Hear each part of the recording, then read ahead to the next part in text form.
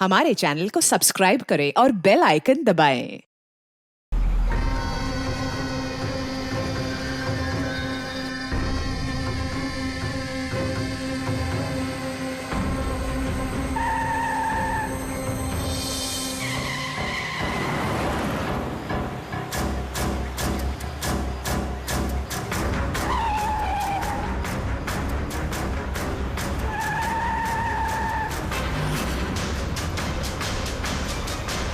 चलती गाड़ी में सोना अच्छी बात नहीं है।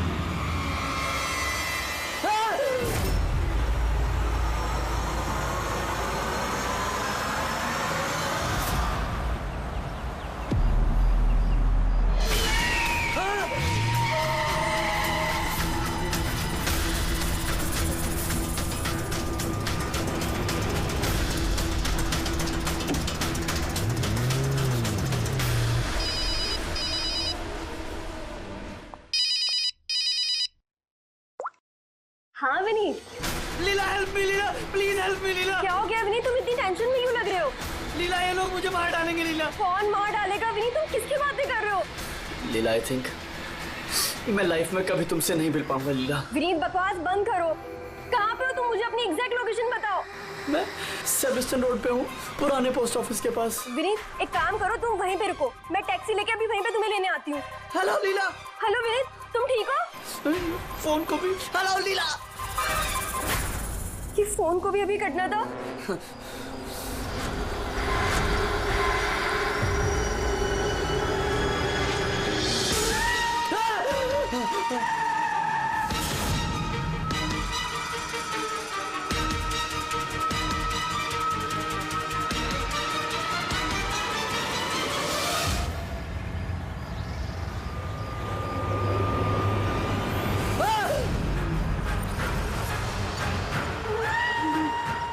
भगवान प्लीज हेल्प मी, मुझे मेरे घर तक पहुंचा दो please.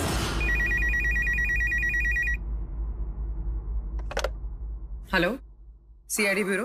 Hello ma'am, ma'am please मेरी मदद कीजिए। मैम मेरे पति इस वक्त बहुत बड़ी मुसीबत में है। क्या सब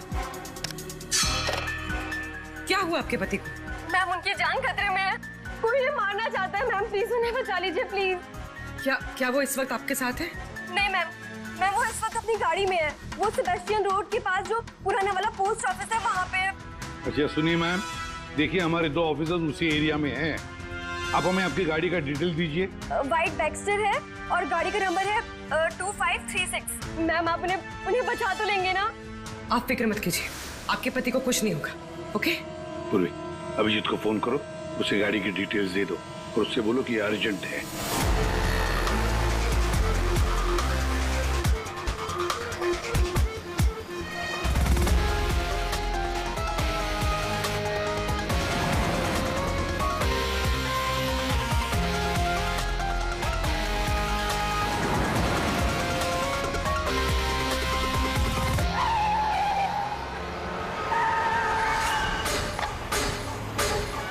या यही नंबर है।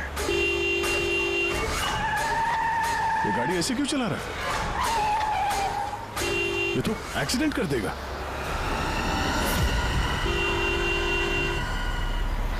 मुझे माफ कर दो, मुझे माफ कर दो, मैं मरना नहीं चाहता, मुझे माफ कर दो। किससे बातें कर रहा है? गाड़ी में तो कोई नहीं है। अरे विनीत, किससे बात कर रहा है? गाड़ी में कोई नहीं है। अंधे हो तुम लोग, तुम्हें दिखाई नहीं दे रहा? इतने सारे लोग मुझे बुला रहे हैं। कर क्या रहा है ये? मुझे माफ कर दो, मैं मरना नहीं चाहता। पागल हो गया लगता है। विनीत, विनीत, विनीत, तुम्हारी जान को खतरा हो सकता है, रुक जाओ।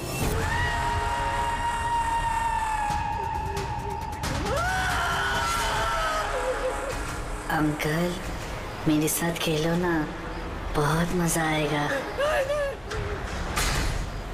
विनीत गाड़ी रोको, साइड में लगाओ।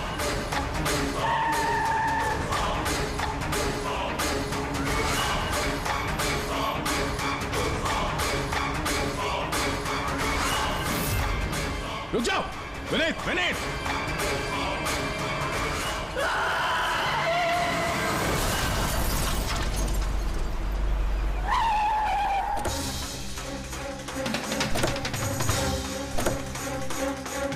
विनीत, ओह नो, ये तो मर चुका है। स्मेल है।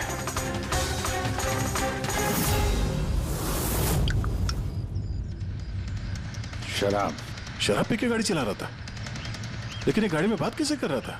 शराब के नशे में बड़बड़ा रहा होगा। शराब पी के तो यही होता है, एक्सीडेंट।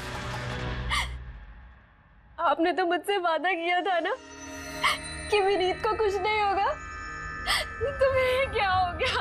देखिए मैडम, अगर उनकी जान को किसी और से खतरा होता तो हम उन्हें जरूर बचा लेते, लेकिन वो तो खुद ही शराब पी के गाड़ी चला रहे थे। आप तो जानती हैं कितना खतरनाक है। नहीं, उनकी जान खुद उनकी वजह से नहीं गई है, बल्कि उन लोगों की वजह से गई है जो इतने दिनों से उन्हें परेशान कर रहे थे। कौन लोग? सुबह शाम सोते जागते हर वक्त वो उन्हें सताते रहते थे। वो इतना ज्यादा परेशान हो गए थे कि उन्होंने अपने बिजनेस पे भी पूरी तरह से ध्यान देना बंद कर दिया था। किन लोगों की बात कर रही हैं आप? जरा साफ साफ बताइए। मैम, विनीत की मौत हमारे सामने हुई थी और उस वक्त कार में उसके अलावा और कोई भी नहीं था, तो उसकी मौत का दोष आप किसी और को कैसे दे सकती हैं? क्योंकि उनका खून हुआ है। मर्डर है ये, मर्डर। मर्डर हुआ है? आप जानती हैं किसने किया ये? आत्माओं ने। भले ही आप लोगों ने वो आत्माएं नहीं देखी होंगी, लेकिन विनीत उन्हें साफ साफ देख सकते थे। सीआईडी आत्माओं को नहीं मानती। आप भी मानते सर। अगर आपने तो 2 हफ्ते पहले वाला नजारा देखा होता। लीला उठो, उठो लीला, लीला उठो। विनीत,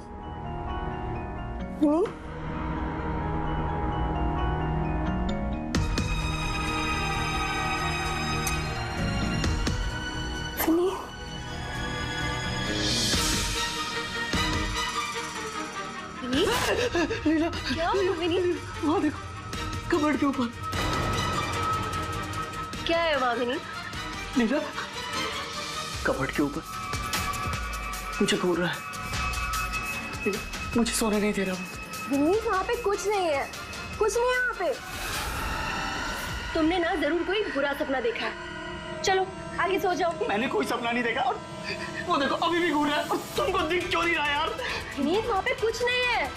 तुम्हारी तबीयत ठीक नहीं है विनीत, तुम आगे सो जाओ। चलो, कुछ नहीं है विनीत, मैंने ना बुरा सपना देखा इसलिए ये सब हो रहा है। सॉरी, मुझे माफ कर दो प्लीज। एक मिनट, ये विनीत किस चीज के लिए माफी मांग रहा था? ये तो मुझे भी नहीं पता सर। विनीत काम क्या करता था? सर, उनकी कंपनी हॉस्पिटल्स में मेडिकल इक्विपमेंट सप्लाई करती थी। आप श्योर है कि वो विनीत का खून आत्मा नहीं किया? सर, मुझे पहले तो नहीं लगता था, क्योंकि ना तो मैंने कभी कोई आत्मा देखी थी और न ही कभी मैंने उनकी आवाज सुनी थी। लेकिन बाद में मुझे विनीत की बातों पे यकीन होने लगा कि वो सच कहता था।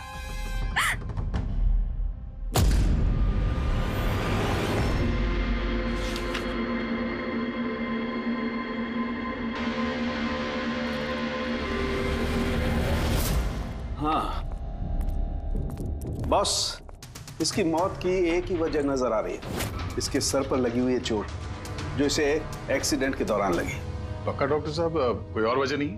अब विसरल सैंपल्स को चेक करना अभी बाकी है, लेकिन प्राइमा फेसी तो यही दिखता है कि मौत की वजह एक्सीडेंट है। तो बॉस, इसके खून में हमें अल्कोहल की बहुत ज्यादा मात्रा मिली, मुझे लगता है उसी की वजह से इसे हेलुसिनेशन होने लगे और इसने टक्कर मार दी। मतलब ये खून का मामला नहीं है। हम फ्यूनरल के लिए बॉडी को लौटा सकते हैं, अगर कुछ डाउट हुआ तो विसरल सैंपल से पता लग जाएगा। पता नहीं सर क्यों अभी मुझे ऐसा लग रहा है कि ये केस उतना सीधा नहीं है, क्योंकि जब हमने लीला से पूछा कि ये विनीत किससे माफी मांग रहा था तो वो बात को टाल गई। हम लोग भी फ्यूनरल में जाएं क्या? वहाँ रिलेटिव भी होंगे, फ्रेंड्स भी होंगे, बहुत सारे लोग होंगे। देखते हैं, कुछ पता चलता है। जाओ, जरूर जाओ फ्यूनरल में।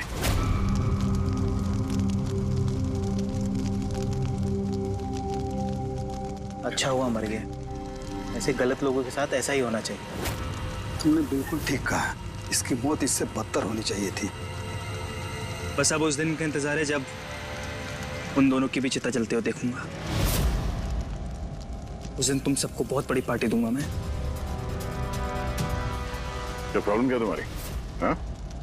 यहाँ पर एक आदमी की चिता जल रही है, शौक मनाने के बजाय जश्न मनाने की बात करो तुम लोग। क्यों ना मनाऊं जश्न? अरे असली जश्न तो उस दिन मनेगा जिस दिन ये दोनों भी अग्नि की भेंट चढ़ेंगे।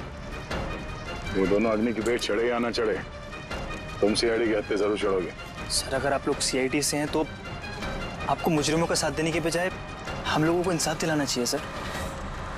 एक मिनट, कहना क्या चाहते हो? पूरी बात बताओ।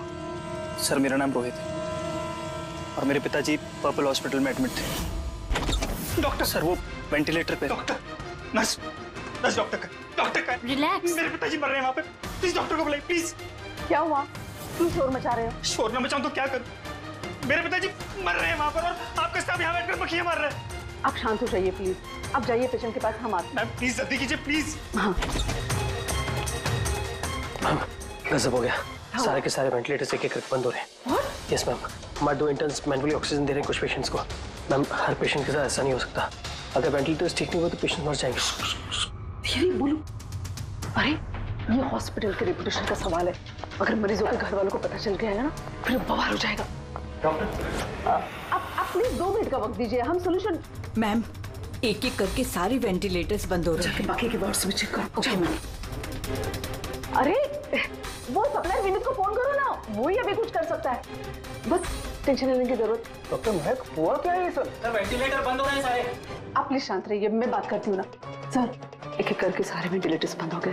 क्या ऐसे कैसे हो सकता है? तो किसी हॉस्पिटल में फोन करो ना, वहां से मंगवाओ। अरे राजा फोन लगाओ और मैं एक काम करूँ, टेक्नीशियन जो यहाँ पर है उसको बुलाओ। राजा क्या हो गया तुम्हें? तुम्हें सुनाई नहीं देता सर क्या आप कह रहे? आप लोग क्या डिस्कशन में टाइम वेस्ट कर रहे हैं? मेरे पिताजी मर जाएंगे वहाँ पर। प्लीज जल्दी आइए प्लीज। बस आते ही है please. Ma'am very bad news.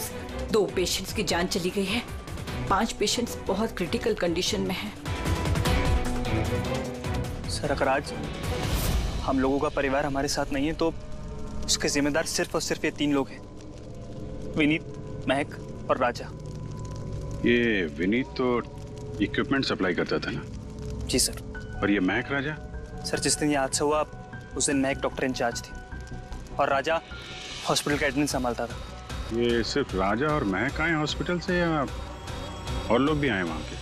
आए ना सर, वो हेड नर्स परिणीता, वो शेखर जो कि मेंटेनेंस में, और वो डॉक्टर केदार इस हॉस्पिटल के मालिक। ठीक है, अभी शांत हो जाओ। हम इस मामले के तह तक जाएंगे। अगर तुम्हारे पिताजी के साथ नाइंसाफी हुई है तो उन्हें इंसाफ जरूर मिलेगा।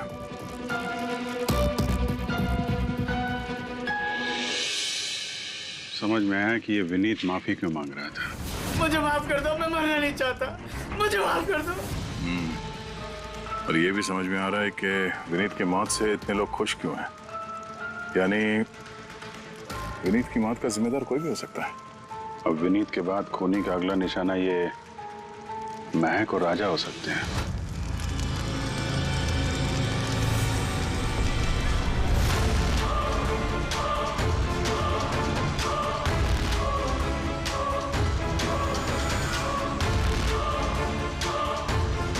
मुझे माफ कर दो। तुमने मुझे क्यों मरने दिया? मेरा पीछा मत करो।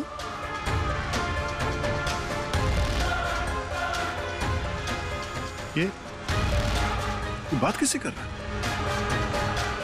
मेरा पीछा मत करो। उन्हीं काल्पनिक लोगों से जिससे विनीत बात कर रहा था। शायद तुम मुझे बचा सकती थी। क्यों मरने दिया मुझे? तुम भी मरने के लिए तैयार हो जाओ। और ये महक भी सहमी से लग रही है। छोड़ो, छोड़ो मुझे, छोड़ो मुझे, आग में मत खींचो। मेरे कोई गलती नहीं है। छोड़ो, छोड़ो, छोड़ो, छोड़ो मुझे, छोड़ो, छोड़ो, मत खींचो मुझे आग में, छोड़ो, क्या कर रहे हो? इधर आओ। क्या कर रहे हो यार? हैं? मैं बस परेशान हूँ, इसमें आप लोग क्या कर सकते हैं? मुझे खुद ही निपटना होगा अपनी परेशानी से। आप इधर आओ, थोड़ा दूर हट जाओ इधर से। तो बहुत सारे लोग हैं जो विनीत की मौत की खबर सुनकर खुश हो गए हैं। हाँ सर, और अब वो महक और राजा की मौत की खबर सुनना चाहते हैं। राजा और महक, इनका बर्ताव भी कुछ नॉर्मल नहीं लग रहा था सर। काफी डरे डरे से लग रहे थे, विनीत की तरह। सर, विसरल सैंपल्स की रिपोर्ट आ गई है। ग्रेट। कोई गड़बड़ है? हाँ, एक आम इंसान का खून जितना लाल होता है, विनीत का खून उससे बहुत ज्यादा लाल था। तो अब समझ में आया कि विनीत को आत्माएं क्यों नजर आ रही थी। क्यों सर? पूर्वी, जब इंसान का खून जरूरत से ज्यादा लाल हो तो इसका मतलब ये होता है कि वो इंसान बहुत ज्यादा लंबे समय तक कार्बन कंपाउंड के संपर्क में रहा, और इस कार्बन कंपाउंड की वजह से ही उसे हेलुसिनेशन आते हैं, जबरदस्त किस्म के। तो मतलब किसी ने जानबूझकर विनीत को इस कार्बन कंपाउंड के संपर्क में लाया हो, जिसकी वजह से विनीत की दिमागी हालत खराब हो गई, जो उसकी मौत का कारण भी बन गई। सर, खूनी को ये कार्बन कंपाउंड मिला कहां से होगा? हमारे आसपास हर जगह कार्बन कंपाउंड फैला हुआ है। मॉडर्न जिंदगी में हम जितनी भी मशीनों का इस्तेमाल करते हैं, वो सब की सब, लगभग सब की सब कार्बन कंपाउंड निकालती हैं। हाँ, कोई भी मशीनों के साथ छेड़खानी करके ऐसी साजिश कर सकता है। तो कार में बैठने के ठीक पहले विनीत ऐसे किसी केमिकल के संपर्क में आया होगा, इसकी वजह से उसे ये हेलुसिनेशन वगैरह हो रहे थे। बिल्कुल बॉस, गाड़ी के एग्जॉस्ट सिस्टम को चेक करना चाहिए, गड़बड़ वहीं हुई है।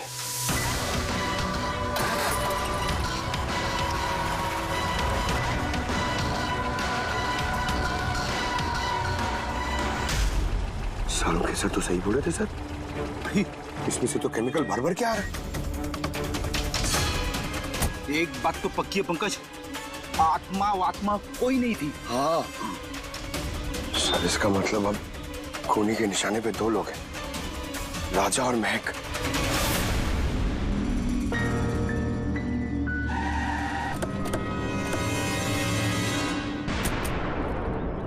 फ्यूनरल में राजा का बर्ताव ठीक नहीं था, अभी भी उसकी मानसिक स्थिति ठीक नहीं है।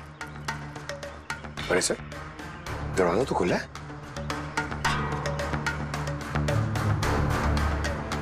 ये खूनी राजा तक पहुंच तो नहीं गया? ये क्या माहौल है? कैंडल्स,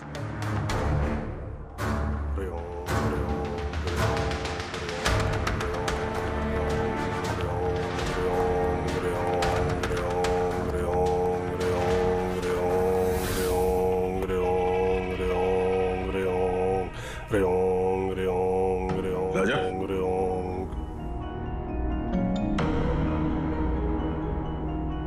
आप ठीक हो? कौन है आप लोग? सीआईडी। विनीत के अंतिम संस्कार में मिले थे हम लोग, तुम आग में कूदने वाले थे, हमने तुम्हें रोका था, भूल गए? अब आप लोगों को मुझे रोकने या बचाने की जरूरत नहीं पड़ेगी।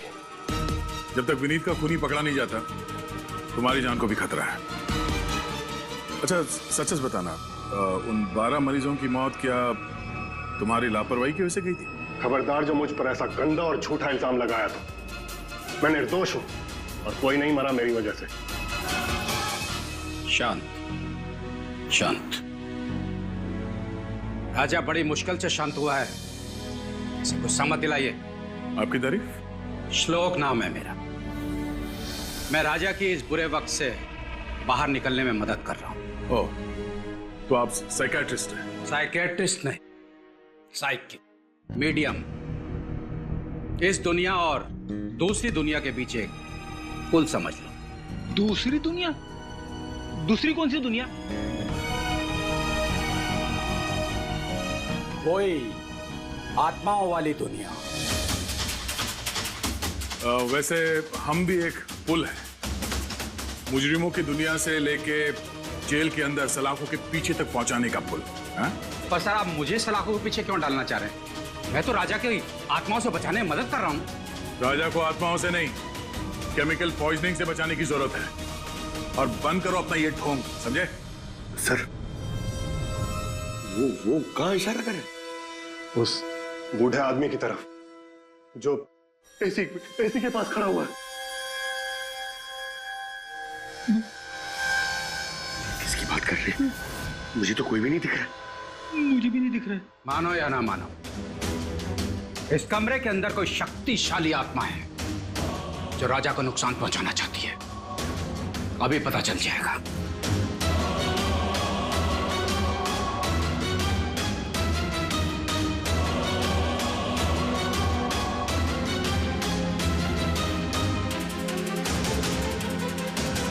मीटर से आत्मा देखेंगे?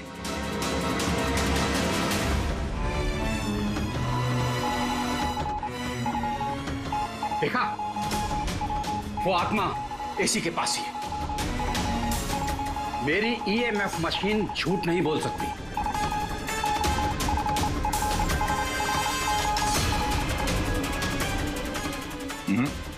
पर हमारा भी ये मीटर गलत नहीं हो सकता, समझे? रेडी? लगता है राजा को कार्बन कंपाउंड का असर उसकी गाड़ी से ही हुआ है। एक काम करो, ये मीटर ले जाओ, उसकी कार चेक करो। रेडी? पंकज, बताओ महक, विनीत के फ्यूनरल पे क्या देखा तुम? मैंने किसी को नहीं देखा, कुछ भी नहीं देखा। झूठ मत बोलो। अगर कुछ नहीं देखा तो वहां से डर के भागे क्यों? मैं झूठ नहीं बोल रही हूँ, मैंने सच में किसी को नहीं देखा। अच्छा, अस्पताल में जो 12 मौतें हुई थी, क्या वो तुम्हारी लापरवाही की वजह से हुई थी? मेरी लापरवाही की वजह से? देखिए, मुझसे जो कुछ बन पड़ता है मैंने सब कुछ किया। मैंने डॉक्टर केदार से भी बात की, लेकिन उन्होंने कुछ एक्शन लिया ही नहीं, तो मैं और क्या करती। अच्छा, तो फिर इसमें डॉक्टर केदार की गलती है? उनसे भी ज्यादा गलती है उस राजा की।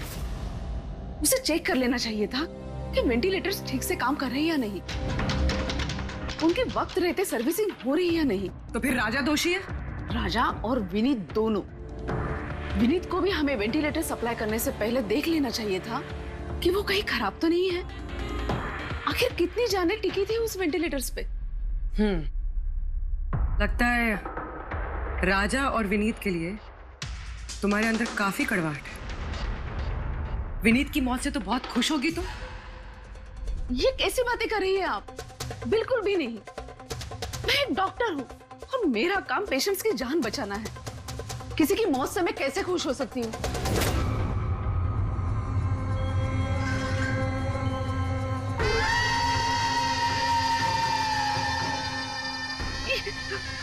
वो आ गया, वो आ गया, वो देखिए। लेकिन यहाँ तो कोई नहीं। पीछे है। नहीं, यहाँ पर कोई नहीं है। देखो, तुम घबराओ मत। जब तक मैं हूं तुम्हें कुछ नहीं होगा। हाँ?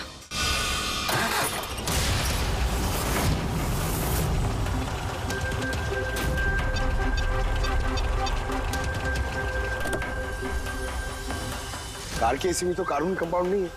घर के अंदर देखते, चलो।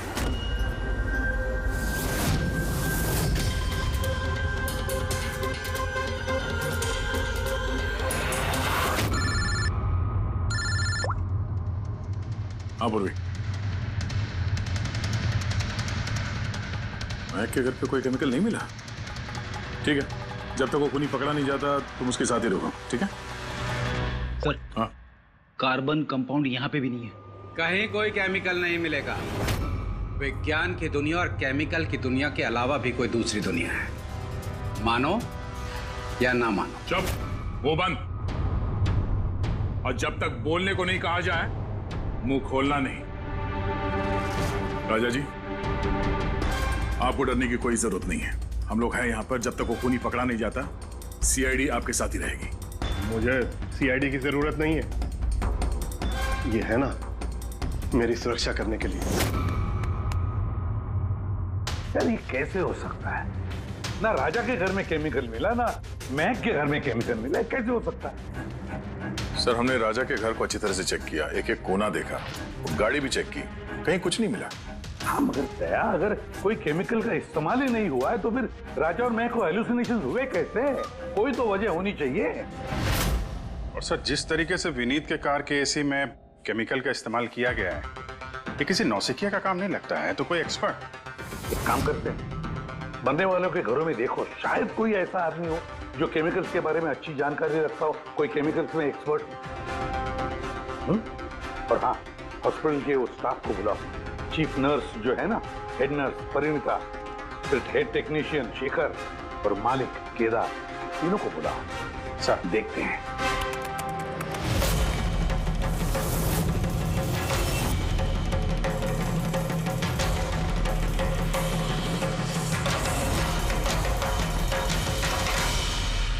तुम्हारा नाम शेखर है? Yes sir. हॉस्पिटल के हेड मैकेनिक, मेन टेक्नीशियन, मतलब हॉस्पिटल में जब भी किसी मशीनरी में प्रॉब्लम्स आ जाते तो पहले तुम्हें पता चलता है? जी हाँ सर। तो हॉस्पिटल के वेंटिलेटर्स खराब हो गए थे, ये तुम्हें पता नहीं था? सर, पहले से पता था। तो फिर किया कुछ नहीं क्यों? बताया क्यों नहीं किसे? हाँ सर, इसमें मेरी कोई गलती नहीं है। तो फिर किसकी गलती? सर, मैंने महक को पहले से ही बता दिया था वेंटिलेटर्स के बारे में, कि वेंटिलेटर्स में प्रॉब्लम हो रही है और वो कभी भी खराब हो सकते हैं। और ये वेंटिलेटर्स बंद होने से पहले तुमने बताया था? यस सर, 1 वीक पहले। मैम, मैंने आपको एक नोटिस भेजा था, वार्ड टीम के वेंटिलेटर्स ठीक तरह से काम नहीं कर रहे हैं। ओह, मैंने वो तुम्हारा लेटर पढ़ लिया था शेखर, तुम टेंशन मत लेना, मैं कुछ करती हूँ। बट मैम, मामला थोड़ा अर्जेंट है। हाँ हाँ, मुझे पता है। डॉक्टर महक। यस मैम, आपको अकाउंट्स डिपार्टमेंट में इमीडिएटली बुलाया है। हाँ ओके, चलो। Okay ma'am. Don't worry Shekhar, मैं कुछ ना कुछ करूंगी पक्का। बट सर, उन्होंने मेरी बात को सीरियसली लिया ही नहीं।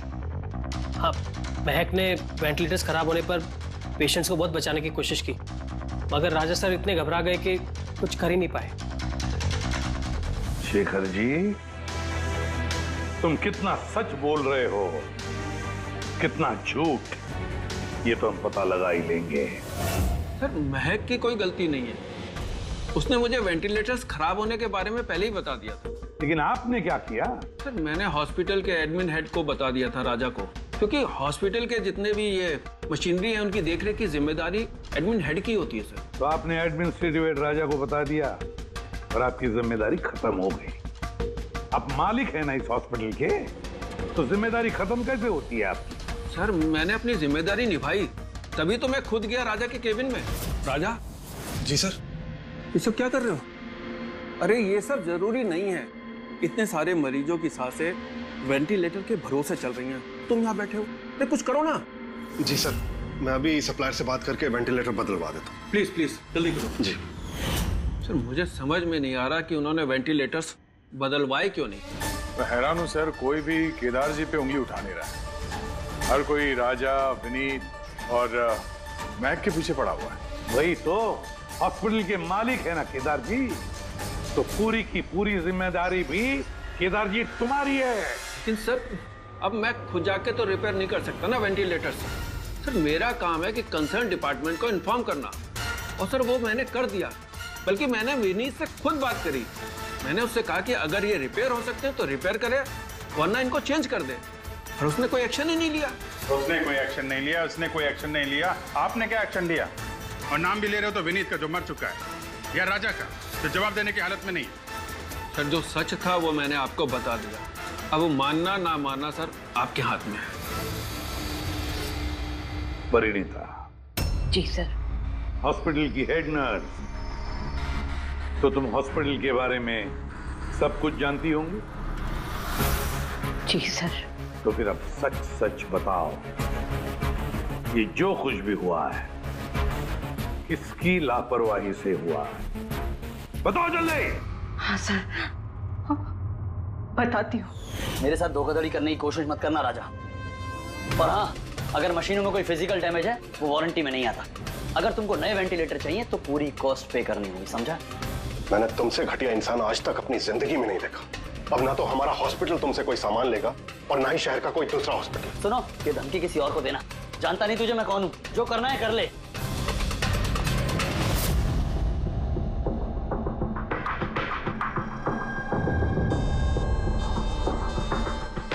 जो कुछ भी हुआ है इस राजा और विनीत के झगड़े की वजह से हुआ है। दोनों की झगड़े की वजह से सर इतने लोगों की जान चली गई। राजा को नए वेंटिलेटर का इंतजाम तुरंत करना चाहिए था। सर इन मरीजों के परिवार वालों में से 3 लोग ऐसे हैं जिन्होंने केमिकल इंजीनियरिंग की है। अच्छा 3 लोग? तो फिर उनकी कुंडली निकालो, देखते हैं।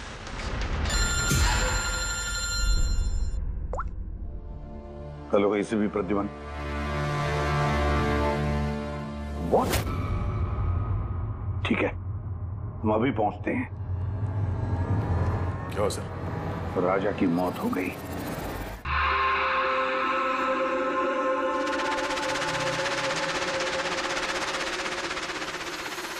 दया, मौत तो इसकी सर पे चोट लगने की वजह से हुई।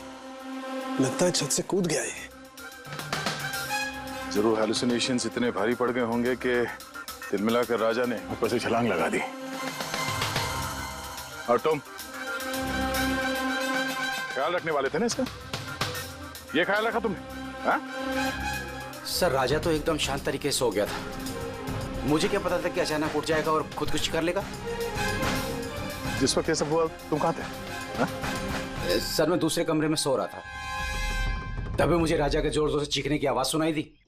मुझे इन आत्माओं को नहीं झेलना, मुझे इसे निजात चाहिए, आजादी चाहिए। और जब तक मैं इसके पास पहुंचता ये छत से कूद गया साहब। वाह क्या बात है, राजा को अकेले छोड़कर तुम घोड़े बेच के सो रहे थे? हाँ? मैंने तो कमर कस ली थी कि नहीं सोऊंगा, पर न जाने कैसे नींद आ गई। जरूर मुझे उन आत्माओं ने सुला दिया होगा। आप ये देखिए सर, मीटर की रीडिंग भी कितनी बढ़ गई है। मुझे मेरी तबीयत भी कुछ कमजोर लग रही है सर। अगर दोबारा ये मीटर दिखा दिया ना मुझे तो याद रख। एक मिनट दया, 1 मिनट भाई, जरा मीटर देना मुझे। ये लीजिए। ये मीटर मैं रख लेता हूँ। हाँ? तुम्हें लौटा दूंगा बाद में। जी सर, पर दे दीजिएगा। हाँ जरूर दे दूंगा। अभी एक काम करो, अभी तुम घर जाके थोड़ा आराम करो। थक गए हो ना, बहुत कमजोरी होगी तुम्हें। हाँ? जी सर। बराबर सोए नहीं, जाओ आराम करो। ये क्या डॉक्टर साहब, उसे जाने दिया और ये मीटर रख लिया? दया, ये मीटर जो है ना, ये बड़े काम की चीज है।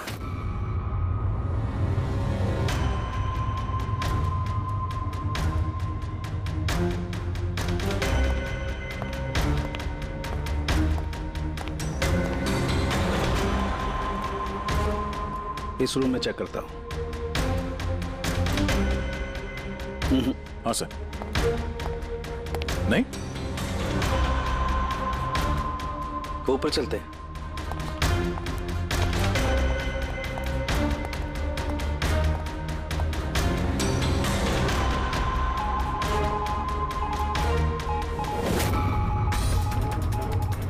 ये सलू के सर आराम से, ये नीडल तो जंगली घोड़े की तरह भाग रहा है। माय गॉड, हम यहाँ पर ऐसे नहीं खड़े रह सकते दया, हमें प्रोटेक्टिव गियर्स पहनने पड़ेंगे। Protective gears? वो किस लिए सर? अरे अपनी सुरक्षा के लिए।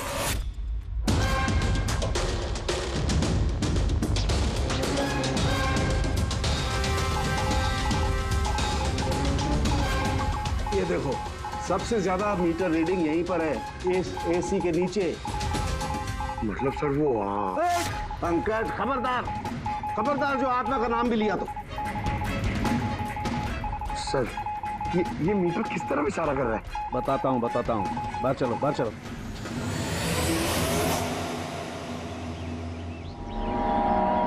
देखा दया, ये है EMF, इलेक्ट्रोमैग्नेटिक फील्ड डिटेक्ट करता है ये। इलेक्ट्रोमैग्नेटिक फील्ड्स, ये तो आजकल सभी इलेक्ट्रॉनिक अप्लायंसेस में होता है सर, टीवी, फ्रिज, एसी में। बिल्कुल दया, लेकिन उन अप्लायंसेस का EMF हिडन होता है, छिपा हुआ होता है, ताकि लोगों पर बुरा असर ना हो। कैसा बुरा असर?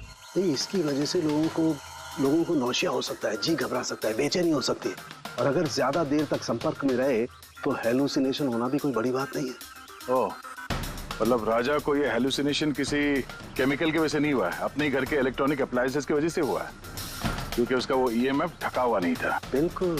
इसका मतलब है सर किसी ने ये जानबूझ के छेड़छाड़ की है इसमें? हो सकता है दया, वैसे ही राजा को अंदर से पछतावा महसूस हो रहा था, दुखी था बेचारा कि वो मरीजों को बचा नहीं पाया, इसीलिए हेलुसिनेशन उसे पछतावा के रूप में दिखाई देने लगे। शायद इसी पछतावे की वजह से इस विनीत की भी मौत हो गई। बिल्कुल। और वो अशोक, उससे भी कमजोरी इसीलिए महसूस हो रही थी क्योंकि वो भी काफी देर तक इस ईएमएफ के संपर्क में था। यहाँ पे वो कार्बन कंपाउंड नहीं मिला घर में। मिलेंगे कैसे थे? क्योंकि यहाँ तो ईएमएफ का इस्तेमाल हो रहा था और सबसे ज्यादा रीडिंग मुझे बेडरूम के एसी में मिली। इसका मतलब बेडरूम के एसी में छेड़छाड़ हुई। फिर तो उस महक के घर में भी ईएमएफ। ओह नो, हमें तुरंत पुलिस को इन्फॉर्म करना होगा।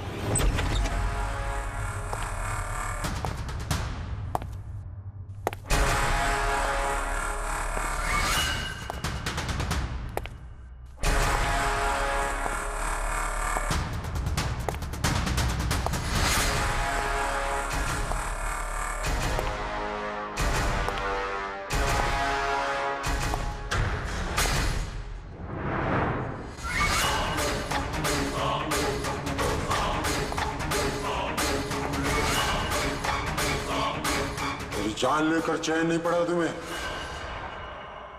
जो फिर से मुझे मारने आई हो।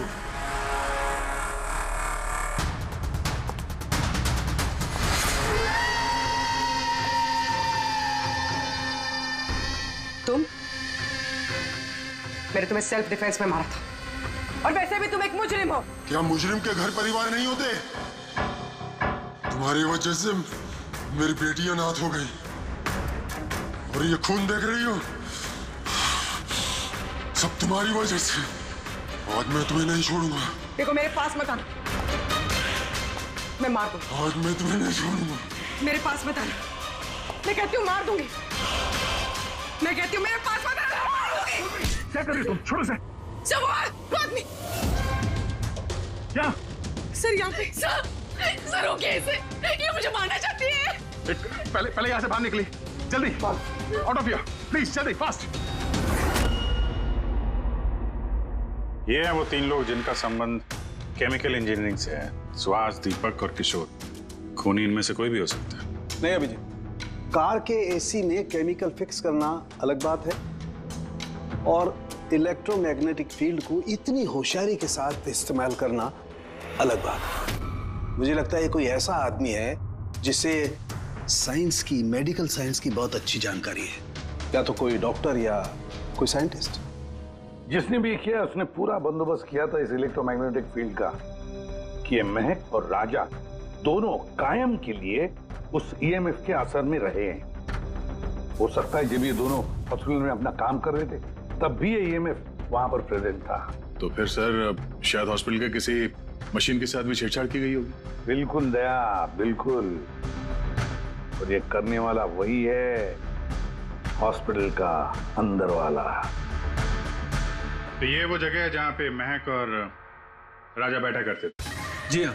और कौन कौन आ जा सकता था इस कमरे में? सर सिर्फ स्टाफ वालों को अंदर जाने की परमिशन थी, वो भी अगर कोई काम हो तो। मतलब बाहर का कोई आदमी यहाँ नहीं आ सकता? नहीं सर, यहाँ तक कि मरीजों को भी अंदर जाने की इजाजत नहीं थी। उसका मतलब तो ये हुआ कि स्टाफ का कोई है, मतलब आप में से कोई एक खूनी है। ये आप कैसे कह सकते? ये हम नहीं कह रहे, ये ईएमएफ मशीन कह रही है जिसने हमें सब कुछ बता दिया है। और इस ईएमएफ मशीन के हिसाब से इस एसी के साथ छेड़छाड़ की गई थी। इसका मतलब है राजा और महक को मारने की कोशिश की गई थी, मगर बेचारा राजा मारा गया। एसी के साथ छेड़छाड़? क्या कह रहे हैं आप लोग? हमें तो कुछ समझ में नहीं आ रहा। ये बात इस कमरे में मौजूद वही इंसान समझ सकता है जो खुद खूनी है। और वो आज यहाँ एक प्रोटेक्टिव गियर पहन के आया है ताकि इलेक्ट्रोमैग्नेटिक फ्रीक्वेंसी से उसे कोई नुकसान ना हो। क्यों? कौन है वो?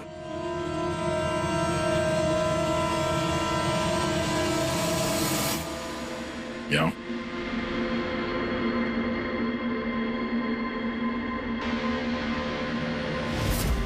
फैशन सेंस तो बहुत अच्छा है तुम्हारा शेखर। कपड़े के अंदर ये सुरक्षा कवच। तुम्हारे सारे पत्ते खुल चुके हैं शेखर, हमने तुम्हारे बारे में सब कुछ पता लगा लिया है। तुम ही यहाँ पे सिर्फ ऐसे टेक्नीशियन हो जो एसी के साथ छेड़छाड़ कर सकते हैं। अब जल्दी बताओ क्यों किया तुमने ऐसा? हाँ, मैंने किया ये सब। और क्या गलत किया अगर मैंने महक, विनीत और राजा पे इल्जाम लगाया तो? इन लोगों की वजह से 12 मरीजों की मौत हुई जो मुझसे देखा नहीं गया। अब मैंने सोचा कि इन लोगों को भी वैसी ही मौत मिलनी चाहिए जैसे उन 12 मरीजों को मिली। इसलिए मैंने EMF और कार्बन कंपाउंड के जहर का इस्तेमाल किया ताकि इन लोगों को ऐसी मौत दे सकूं। मौत नहीं, एक भयानक मौत। और ये मेरा इंसाफ था। इंसाफ करने का हक सिर्फ कानून को है, किसी और को नहीं, समझे? तुम जानते थे उस केमिकल के इस्तेमाल से उन लोगों को हैलुसिनेशन होगा। वो मरे हुए मरीज उन्हें सामने दिखाई देंगे, जिसकी वजह से वो पागल हो जाएंगे। क्यों? और मैं अपने मकसद में कामयाब भी हुआ। जैसी मैं मौत चाहता था वैसी ही मौत विनीत और राजा को मिली। मगर अफसोस, महक को आपने एंड मोमेंट पे बचा। कामयाब तो तुम तब होते हैं जब बिना कोई जुर्म किए उन्हें उनके अंजाम तक पहुंचाते हैं। क्या फर्क रह गया तुम में और उन दोनों में? अब तुम भी एक हत्यारे हो। तुम्हें क्या सजा मिलेगी इसका फैसला तो अब अदालत ही करेगी। For more updates, subscribe to our channel, click the show links and enjoy watching the videos.